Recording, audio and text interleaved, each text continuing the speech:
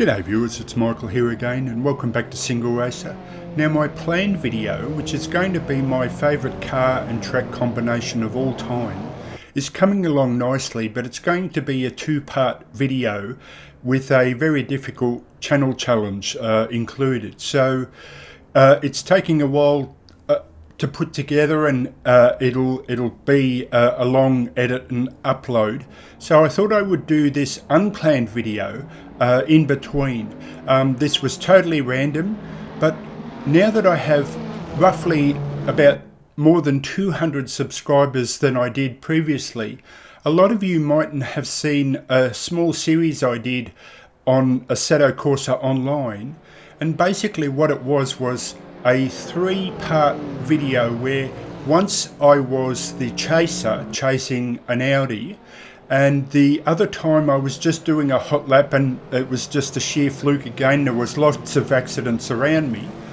And the third in the series was then me being chased right on my tail by a Corvette C7R, which is quite exciting, and that kind of rounded out the three parts of the series. But then I added an extra one, which was just a simple Mazda versus Mazda chase on the Nordschleife.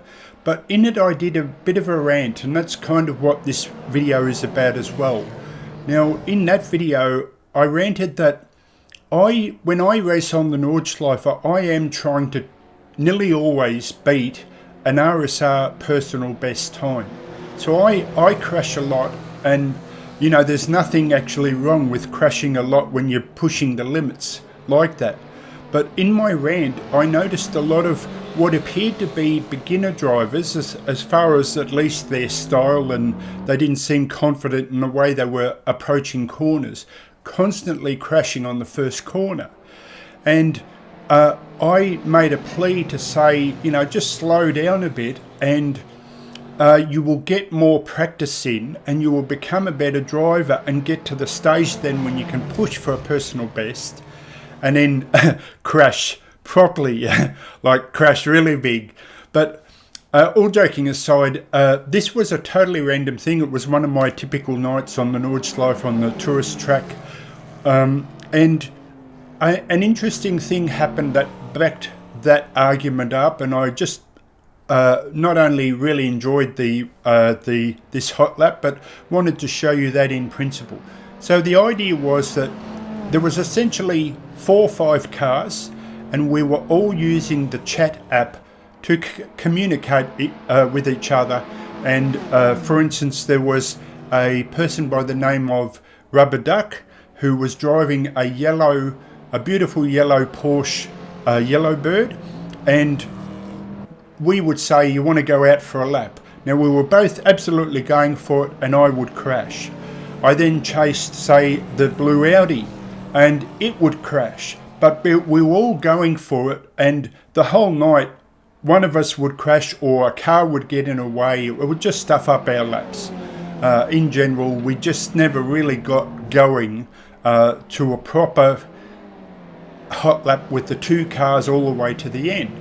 Then I think the Yellowbird kind of realised this, and you know, just got a bit frustrated and gave the suggestion near the end of the night, why don't we do a conga line and we just go for a cruise? Rather than doing a straight out hot lap, let's go for a cruise. And of course the 5 of us all together in a sheer fluke said, oh yeah, I'll be in that. And we drove off.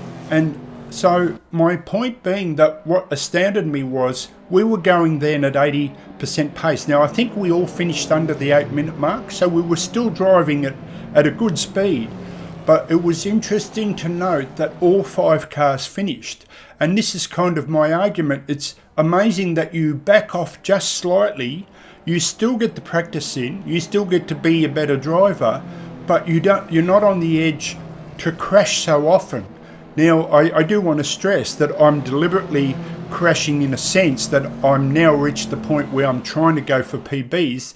To me, that's a slightly different thing, because you're at the limit and you're going for a slight bit more, or pushing to where the limit is.